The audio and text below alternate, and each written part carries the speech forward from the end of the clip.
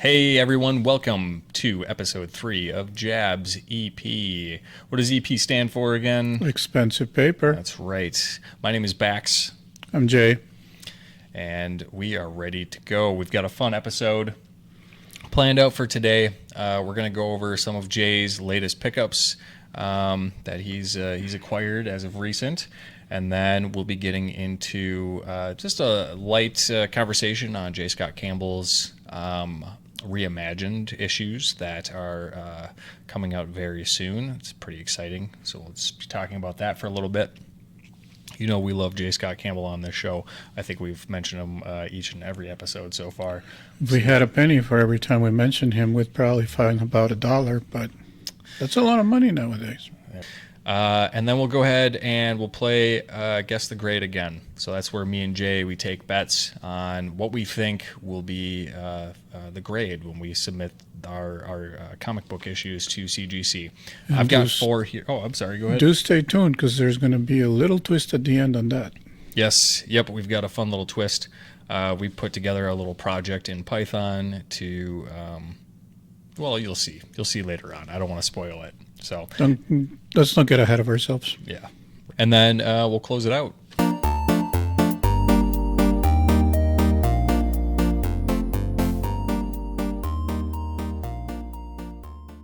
Jay, what do you got? Well,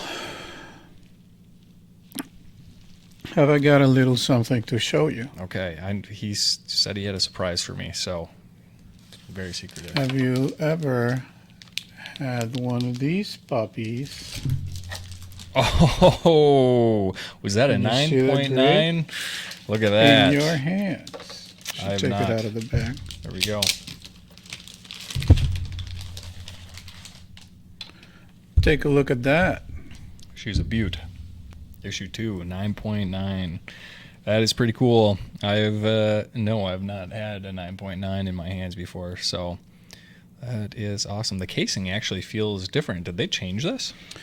It's a magazine case. It's a square bound. It's a little bit bigger than an actual modern/silver comic book. So the slab is definitely bigger. Okay. That makes a lot of sense. That's also really cool to see what the magazine slab looks like, because I have a couple of really old magazines that I'd like to send in for grading. I just haven't pulled the trigger yet. So that's really cool. I hope you display this with a lot of pride. I will. I just have to find a good spot for it because, again, since it's bigger and thicker, it doesn't fit necessarily with the rest of my slabs. So I'll have to find it a very special place for it. Yeah. Have you given that any thought? Where are you going to put that? I have not. Okay. Space is a valued commodity in my walls.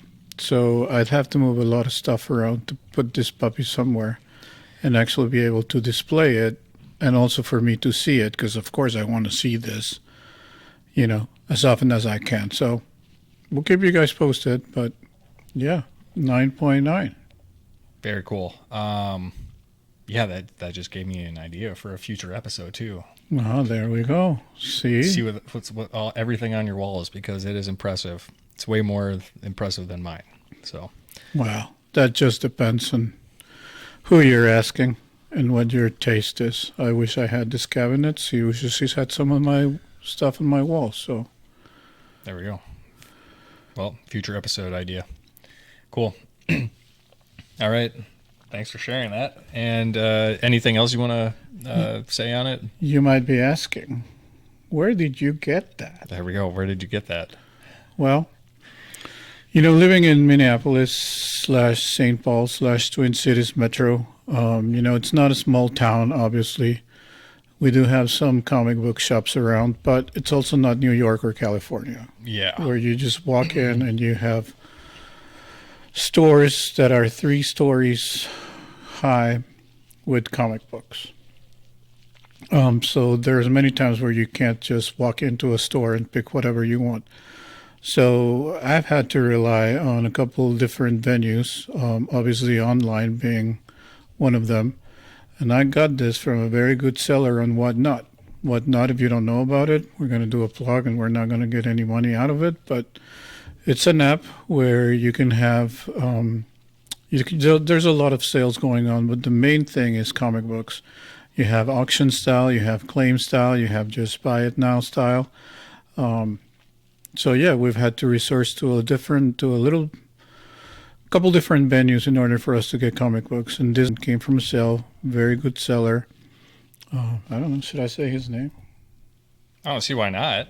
All right. Set him some business. Campbell's Comic Cards. If you're watching this, we'll put it up here. This is from him, and he's a great seller. Always willing to work with you. I did not pay full price for this. Don't think I'm ready to mention the price on this puppy yet, but know that it wasn't full price for a 9.9. Yeah. Yeah, I think that's good to mention quality sellers on Whatnot. I know that there's been some controversy with a few different shops on that platform, and just in my own experience, I've had a couple of disappointments. But yeah, I'm glad that we plugged this guy. So I personally have never purchased anything from him, but I will definitely check it out. He's got good stuff. He does morning shows, and the way he does it is really interesting because he has a basement. Obviously, he's from the Midwest. But he'll have shelves, and his walls, he'll just put up comic books every day, different comic books. And as he goes around showing them, you just shout out what you want. He'll give you a price, might knock it down for you already, or you can come to an agreement. And then you can create a stack so that you can check out multiple books all at once, or you can just buy it right there and then. And again, he's really good to work with. Very interesting because there's shows where all he'll have is modern stuff. There's shows where all he have Silver Age stuff. Sometimes Marvel, sometimes DC, sometimes it's just a backed mix of everything. Or a mixed bag, I should say. I don't know why I say packed mix. Well, depends. Maybe it's a Chex Mix type thing. There we go. So, yeah, good seller. Shout out Jeff Campbell. If you're watching this, thank you for the beautiful 9.9 Last Ronin #2 Slev, which is the first appearance of Casey Marie Jones. Spoiler alert if you haven't seen it, but... Maybe we'll beep that out. Casey Jones had a daughter. Yeah, Last Ronin has been out for... quite a while. It's been out for at least 2 years, 3 years. Yeah, we're probably safe. So sorry if we did spoil that. I'm going to leave it in. All right. As it should stay. Yeah. Well, that's sweet, man. So, you talked about how it's difficult being in Minneapolis to, find the level of, I guess, shops that you would find in a really large city. But should we talk about like where we find our books from? Yeah, definitely. Like I said, Whatnot, it's a big one. I've also gotten into a little bit of a different medium, but not totally new. But I think it's gaining popularity in the last couple of months that I've been at it. Lately, I've been trying to get more over the quality over quantity. Mm-hmm. So I've tried to put my focus on a lot of Spider-Man sub-100, which they're not easy to find because they're old, and they're also not cheap. Sometimes I just get beat up copies because in my book, low grade is better than no grade. So it also gives the opportunity to upgrade at a later time, but at least you have it in your collection. They're not beat up copies where they're completely ripped or covers detached. I at least have my covers attached.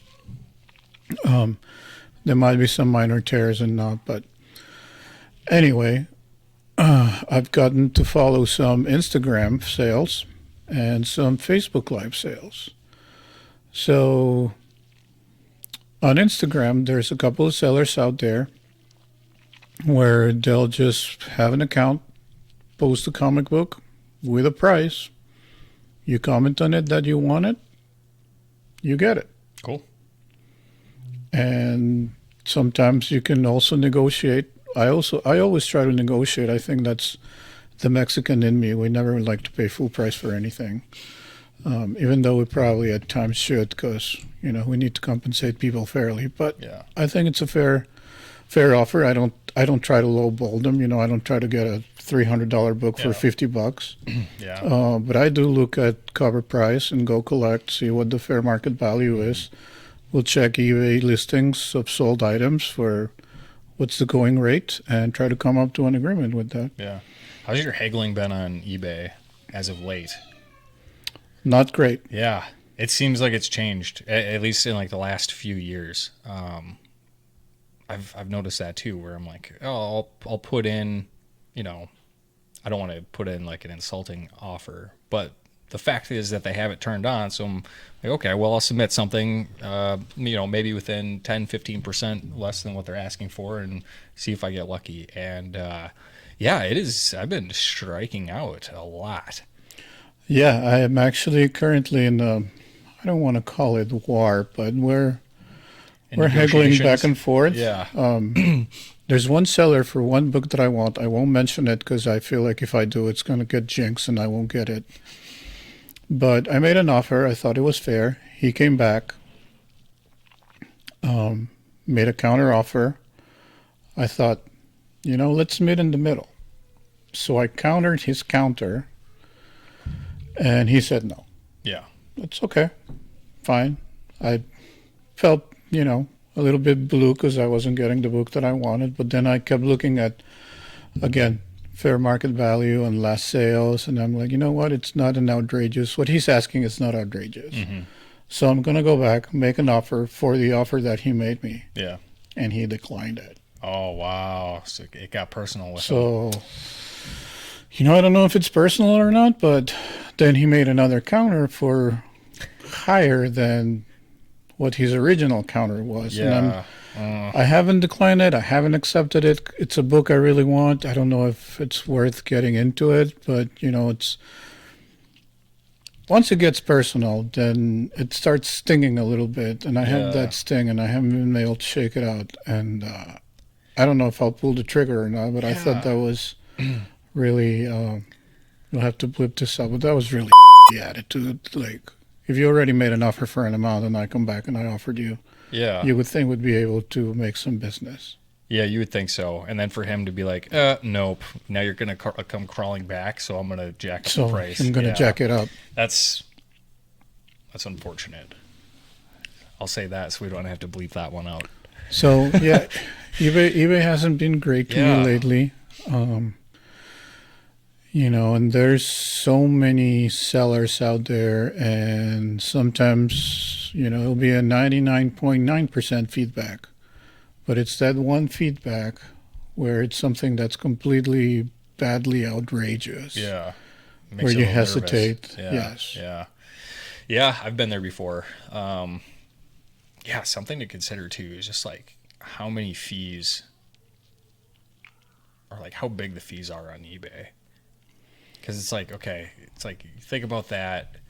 They're selling something because they want to make some money on it, hopefully a profit. They've got margins that they want to hit, especially if they're running a business. It's not like me and you who are doing this as a hobby. And if we sell something, it's like, oh, okay, I made a couple of dollars on it. I enjoyed having that in my collection for a little while. It's not a big deal. But on eBay, right, it's just like those fees can be crazy sometimes. Yeah, they can be outrageous. Yeah. So, and that just eats into their margins, and then they're shipping on top of that too. If it's free shipping, well, it's baked in the price somewhere. You're paying for shipping, no matter what. Yeah. So. Yeah, and then the other side of eBay, is that one of my current grails is just to get a Stanley signature. I do not own one. I have not owned one. So I really wanted one. Yeah. So I asked the seller, I saw a book that, looked really good, but I asked the seller if he could send better pictures because the signature itself looked kind of smudgy, and I think the lighting was bad. So I asked him, do you have better pictures? Would you be willing to send me better pictures? And on top of that, is the price fair? That's all I asked. I didn't make an offer. I didn't say anything. I just say, is the price fair? And then I get back a reply with a bunch of words that look like mumbo jumbo. But then if you put the caps together, it was almost like a code, Da Vinci Code type thing. If you put the caps together, it said, please contact me at such address at whatever.com. Are you serious? And I'm like, isn't this against eBay rules? Oh, he's trying I thought to... it was. So he was trying to get around it. But Oh. if you're a legit seller, why would you send me outside eBay? Now, I know the fees can be Yeah, outrageous. he's getting around the fees. That's what's going on. But yeah. you want to at least create some trust with the person that you've never done business and then ask them to contact you outside eBay, Yeah, right? he's like, yeah, come meet me in the back alley. Exactly. So, It's like, I don't know you, man. What are you going to do? yeah. Was he, did he have a big overcoat and was ready to show me a bunch of comics out in the alley in the back? I don't know, but it looked completely shady, so I just didn't reply. And there's just a lot of crazy sellers out there when you do online. And that's not just exclusive to eBay, obviously. It's the biggest platform, I think, just to say online from person to got the person. biggest reach for sure. But that's not to say again that Whatnot, which is a platform that I use a lot, doesn't have bad sellers. Right. Have you done eBay Live? Have you seen that? It's like I have seen that. Okay. I It's have like their not. response to Whatnot. It is their If you're not response to familiar with Whatnot. I learned from it because one of the comic book shops that I follow, which is in California, go figure, Torpedo Comics, they mentioned that they were starting to do it. So I wanted to see what it looks like, and it looks just like a straight up ripoff of Whatnot and what they're doing. Yeah, it is. Yeah. Another shout out to Torpedo. You introduced me to that shop, and I haven't been in California in a while, but they do ship, and they've got a pretty good collection. They have a great collection. I've got some good books they out have there. they have, especially if you're into signature series, they have some bangers out there. Yeah. Check them out if you haven't. TorpedoComics.com. Out in California, they have, I think, 4 or 5 shops actually in the state of California. One huge one in Vegas. But they just have some really good bangers out there. They bring on the heat. Yeah. I'll mention too, we don't have any sponsorships yet. Maybe we never will. I don't know. But just know no one's paying us to say this. It's just genuine banter and us. And love for comics. Yeah. That's it, really. Just love for the expensive paper. Yep. We'll let you know if we're ever sponsored by anyone. So you'll see it here in the future. Should I make like a fake sponsorship? Yeah. Sponsored by no one. Yes. Well, cool. Yeah, I've had some luck going to a few like local antique shops. We've got some good local shops too around here. I don't know that it's probably not worth mentioning, calling them out by name. They don't really have like an online presence where our audience could check out. But and maybe we'll have to show some footage sometime of like our antique hunting that we've done. We checked out a flea market last year that I think I got a couple of books from there. You got a really good J. Scott Campbell. There we go. That you beat me to it. You know what? I'm gonna start a counter for how many times we mentioned J. Scott Campbell on this show. We'll keep like a running total. Hey, he's JAC, man. What can I say? I know. It's just funny. It is, but that's what I remember about that one time that he beat me to it because he literally grabbed it as I was seeing it, and it was like, oh, cracky. And we didn't have a lot of great finds that day. It was nice to get out, and see some different vendors having different types of stuff and comics because this wasn't a comic book show. Right. You'd have a lot of crap, license plates from the 30s and 40s. Yeah, you got a couple of those, which are pretty cool. Yeah, I did. Yeah, they had like vintage signs and so that kind of thing, that was cool. But the comic hunt wasn't great that day. Yeah. So that's why I remember that because he took the one that I would have really wanted to get. The only one I know. Sorry. Next time. Mm-hmm.